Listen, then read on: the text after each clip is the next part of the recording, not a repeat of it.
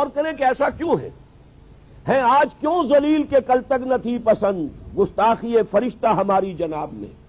اور عام مسلمان کے ذہن میں سوال آتا ہے کہ ہم چاہے کیسے بھی ہیں، برے ہیں، ہمارے اعمال صحیح نہیں ہیں، ہم کلمہ گو تو ہیں، اللہ کو مانتے تو ہیں، محمد کے کلمہ گو تو ہیں، صلی اللہ علیہ وسلم نام لیوا تو ہے، ان کی محبت جو ہے وہ ہمارے سینے میں ہے موجود، قرآن کی تعظیم کرتے ہیں، آخرت کو مانتے ہیں، نمازیں پڑھتے ہیں. کروڑوں مسلمان ہیں جو نمازیں پڑھتے ہوں گے، 130 کروڑ میں سے آخر 30 کروڑ تو ہوں گے نماز پڑھنے والے. لیکن وہ جو ہیں وہ تو سب کے سب کافر، منکر، نہ اللہ کو مانے، نہ آخرت کو مانے، نہ رسالت کو مانے، نہ قرآن کو مانے. پھر کیا وجہ ہے کہ رحمتیں ہیں تیری اغیار کے کاشانوں پر اور برق گرتی ہے تو بیچارے مسلمانوں پر. اس موضوع پر الحمدللہ کہ میرے مضامین نوائے وقت میں چھپ چکے ہیں، اور اب چونکہ وہ تکمیل کو پہنچ گیا سلسلہ کتابی شکل میں بھی آ جائے گا. اللہ کا ایک قانون عذاب ہے، ایک قانون کے تحت ہوتا ہے جو کچھ ہوتا ہے، اللہ کا ضابطہ ہے. قرآن اس کے لیے لفظ سنت استعمال کرتا ہے. وَلَن تَجِدَ لِسُنَّتِ اللَّهِ تَبْدِيلًا وَلَن تَجِدَ لِسُنَّتِ اللَّهِ تَحْوِيلًا. اللہ کی سنت، اللہ کے قواعد و ضوابط میں کوئی تغیر نہیں ہوتا. اور وہ سنت کیا ہے؟ کافروں پر عذاب اس دنیا میں صرف اس صورت میں آتا تھا کہ کوئی رسول آئے اور ان میں اتمام حجت کر دے، پھر اگر وہ بحیثیت مجموعی وہ قوم رسول کا انکار کرے تو اس قوم کو ختم کر دیا جاتا تھا. جیسے کہ حضرت نوح، حضرت ہود، حضرت صالح، حضرت شعیب، حضرت لوط اور آل فرعون، ان کا تذکرہ قرآن مجید میں سمجھتا ہوں کم سے کم 10 مرتبہ آیا ہے.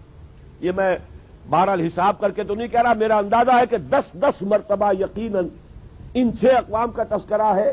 اور اس کے حوالے سے یہ قانون سمجھ لیجئے، جس قوم کی طرف رسول بھیجا گیا اس قوم نے بحیثیت مجموعی رسول کی دعوت کو رد کر دیا، قوم ہلاک کر دی گئی. صرف رسول بچا لیے گئے اور ان کے ساتھی اہل ایمان بچا لیے گئے. اب ظاہر بات ہے کہ اب تو کوئی رسول آئیں گے نہیں، لہذا اس نوع کا عذاب کسی کافر قوم پر نہیں آئے گا قیامت تک، اس لیے کہ کافروں پر عذاب کے لیے یہی قاعدہ ہے. اب جو عذاب آئے گا ان پر جو عذاب ہے وہ آخرت کا عذاب ہے. اصل عذاب تو آخرت کا ہی ہے نا، اصل زندگی آخرت کی ابدی زندگی ہے. یہاں تو کیا ہے، قوم نوح ڈوب گئی، ختم ہو گئی، 2-4 ڈبکیاں دی ہوں گی، ہر آدمی نے جان نکل گئی. عذاب کیا آیا؟ اصل عذاب تو وہاں ہے جو آخرت کا ہوگا. دنیا میں عذاب آتا ہے مسلمانوں پر. مسلمان ہو کر تم اگر اسلام پر عمل نہیں کرتے، دعویٰ تمہارا اسلام کا ہو اور عمل تمہارا کافرانہ ہو، نام لو تم محمد کا صلی اللہ علیہ وسلم اور اتباع کرو تم محمد کے دشمنوں کا، دعویٰ کرو اللہ اور اس کے رسول کی وفاداری کا اور تمہاری دوستیاں ہوں اللہ اور اس کے رسول کے دشمنوں سے، تم کہو اللہ اور اس کے رسول کے احکام کو ہم مانتے ہیں اور سودی کاروبار کر کے اللہ اور اس کے رسول کے خلاف اعلان جنگ کیے رکھو. اصل عذاب دنیا میں مسلمانوں پر آتا ہے، جیسے کہ پہلے یہودیوں پر آیا، اس لیے کہ ہم سے پہلے کی مسلمان امت وہی تھی. جب تک حضور صلی اللہ علیہ وسلم کی بعثت نہیں ہوئی وہی امت تھی. موسیٰ کے ماننے والے، تورات کے ماننے والے یہودی، یہ امت مسلمہ تھی. لیکن ان پر کیسے کیسے عذاب آئے. نبوکدنضر کے ہاتھوں برباد کرایا گیا، کبھی پھر یونانیوں کے ہاتھوں تباہی آئی، کبھی رومیوں کے ہاتھوں تباہی آئی. اس صدی میں بھی آپ نے دیکھا، اگر آپ بھولے نہ ہو کہ یہ صدی کے وسط میں ہٹلر کے ہاتھوں 60 لاکھ یہودی قتل ہوا. یہ کون ہے؟ اللہ کو بھی مانتے ہیں، حضرت موسیٰ کو بھی مانتے ہیں، تورات کو بھی مانتے ہیں، وہ تو مدعی ہیں اللہ اور اس کے رسول کے ماننے والے. لیکن یہ کہ ان پر جو عذاب آئے وہ آپ کے سامنے ہے.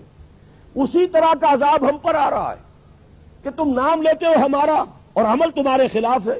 لما تقولون ما لا تفعلون کبر مقتا عند اللہ ان تقولوا ما لا تفعلون. کیوں کہتے ہو جو کرتے نہیں ہو؟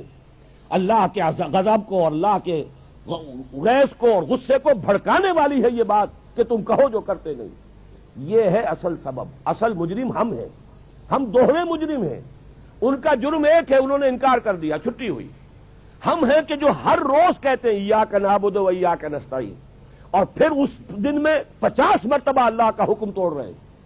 پوری زندگی ہماری گزر رہی ہے. 5 وقتہ نمازی زیادہ بڑا مجرم ہے اس وقت، اس لیے کہ وہ 23-24 مرتبہ، 25 مرتبہ، 27 مرتبہ دہراتا ہے ایاک نعبد و ایاک نستعین، اور پھر باہر نکل کر جو کام کرتا ہے وہ اس کے خلاف ہے.